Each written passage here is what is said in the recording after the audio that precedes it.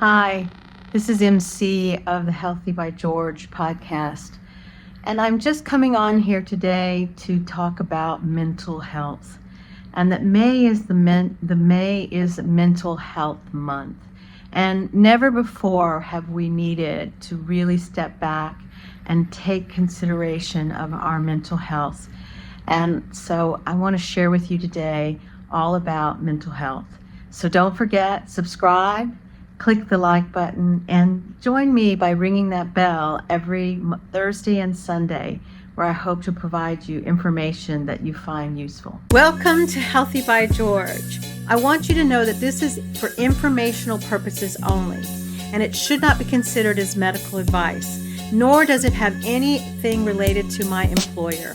So it's always best for you to check with your own medical provider before you do anything that I recommend or for any medical treatments. So please join me, hit that subscribe button, and turn on notifications so you never miss an episode. So why is mental health important? You know, I think for me, when I think about my own mental health journey, it was a challenge because, I came from the South and we didn't really talk about therapy or seeking help or getting any kind of, when you felt challenged, you always relied on family and friends. And the truth is, the issues that we're having right now in the world kind of go beyond what family and friends can really help you with.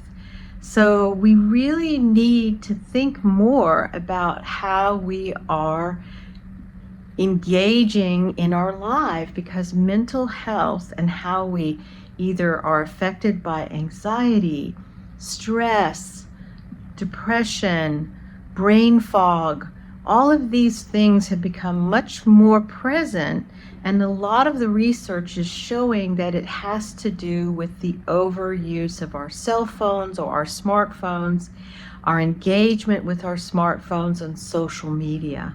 Now, we don't have a lot of research, but the challenges are being seen more readily in our younger children and adults.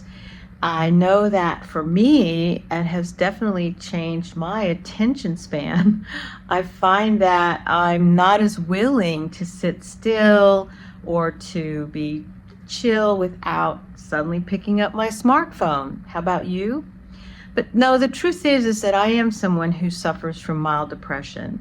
My family has a history of mental health problems, and I found out I was probably going through mental health problems in my teens because of my weight issues. I developed an eating disorder, which really kind of stayed ignored. And I did try to get therapy in my 20s, but it was just too painful. But finally, I hit a wall, and I think that's what really accidentally got me into therapy. I always talk about this with friends that I was Janet Bookspan. She was a teacher I was working with at the time, and she saw how challenged I was with singing and life and just really trying to make any progress. And so she recommended that I go to this wonderful program that was being offered in New York City, which I thought was a weight loss program initially. And it really was a mental health and supportive therapy sessions. And so I was just so unfamiliar with the idea of therapy and what that meant, and how it feels to talk about what you're thinking out loud, how to share that with another person. It feels very vulnerable, it feels scary, and yet I have stayed in therapy since the many moons ago for a long time, because it has truly helped me in a tremendous way. I don't think I would be where I am right now in so many ways if I hadn't stayed in therapy all these years. In fact, I still see my therapist once a month because I see it as part of my team of success, because life is complicated. And I think when you have sort of a history of depression or moments where you have issues around struggles and conflicts, that it's really a great resource to sort things out, that you don't feel like you have to hide your thoughts, or you don't have to, keep things so tucked inside of you. Because mental health affects everything that we do. How we see ourselves, how we engage in the world. It affects how we work, how we have relationships. It affects how we, engage in the things that we love to do. Mental health is critical for us to have a life that we feel fulfilling. It's also important to have your mental health really a sense of how to connect to what you feel is your purpose or passion. So, the truth is we have to really take a step back. And maybe this month of May is the perfect opportunity to examine, how is your mental health?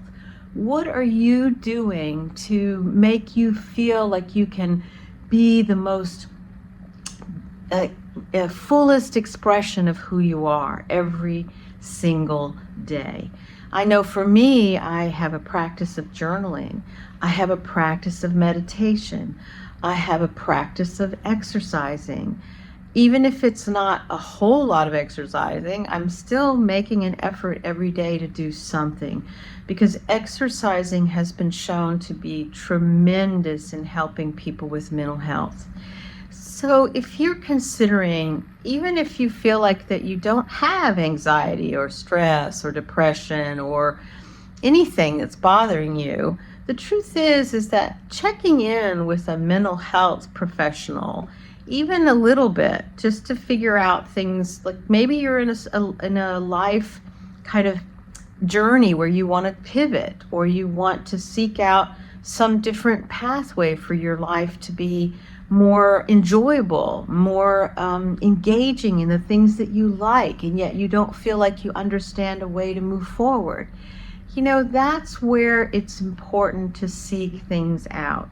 And they have a lot of opportunities for you to do that in a way. You can either go through your insurance and see if there's a therapist that's supported by your insurance, or there's all of these wonderful mental health apps like BetterHelp and some of the other ones I can't remember off the top of my head, but that I've tried those out, and it's such a lovely way of connecting with a person who is a professional, who understands this idea of equipoise, of really listening to you deeply and being present to what you're sharing, and giving you ideas about new ways to look at what you shared, new ways to maybe reframe what you're thinking about or considering, or ideas that perhaps you hadn't even thought of investigating.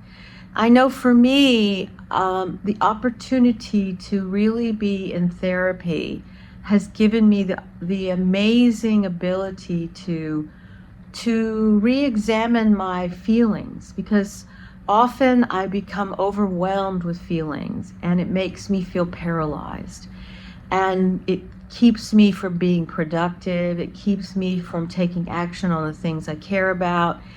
And I didn't really understand that for myself. And it was only through therapy and working on my own mental health and bettering it has given me a better perspective to understand that my feelings change. They don't always stay so intense, that they don't always, if I really kind of let them be where they are, they move forward and I move past it. It becomes a little more tolerable. But if I suppress my feelings, guess what? I don't help myself. I don't let them change. They're festering in some ways. So, and also too, I think for me right now, I'm really looking at how to balance how I engage with social media. And I get a little bit, like down a black hole sometimes when I'm on Instagram or TikTok, because so many things are interesting, and it gives us that dopamine hit of pleasure that's really quick, and you kind of crave that. And so, that's not the healthiest thing for our attention span, our ability to do deep focused work.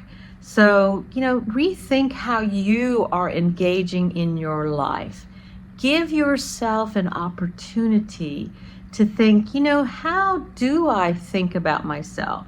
How do I feel about how I work with my cell phone and how often I'm on Instagram or TikTok or YouTube?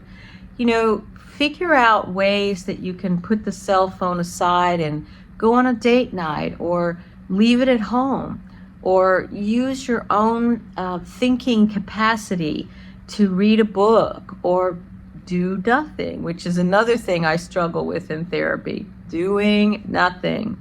Sitting outside in the sunshine, doing nothing except being in nature. I was listening to the Tim Ferriss podcast yesterday with the author of Octopus, My Teacher. I can't remember his name off the hand, but he really talked about how truly impactful nature is for our being. And I think that is so true. They have this practice in Japan that's called forest washing, I think, where you go in and you just allow nature to, embrace you. You embrace the forest, or you embrace the garden, or you embrace the park with all of its wonderfulness, and that you just observe and be present to nature, and that it feeds our spirit. Because in some ways we are animals, except we're an animal living in this world, and so much of what we do is not very cohesive and conditional for being an animal. So think about how you're engaging with your thinking process and your feelings. Look at how anxiety and stress and maybe feeling down is impacting your life. And maybe use this month of May to understand more about how you are doing that. So check us out. Don't forget, subscribe, ring the bell, and push that like button, and see us here every Sunday and Thursday. This is MC of Healthy by George. Bye-bye. So thank you so much for joining me at Healthy by George. I hope you found the information inspiring and that it encourages you on your wellness journey. Because remember, your body, your well-being are a most precious gift, and every tiny action taken daily can make a huge difference. I hope the information here is educational purposes and is not meant to replace your medical care. See your doctor and talk about what works for you. If you enjoyed today's content, don't forget to give it a thumbs up and subscribe to my channel. Your support means the world to me, and it helps me continuing creating content that inspires and empowers you to live your best life. Goodbye for now, and join me again at the next Healthy by George.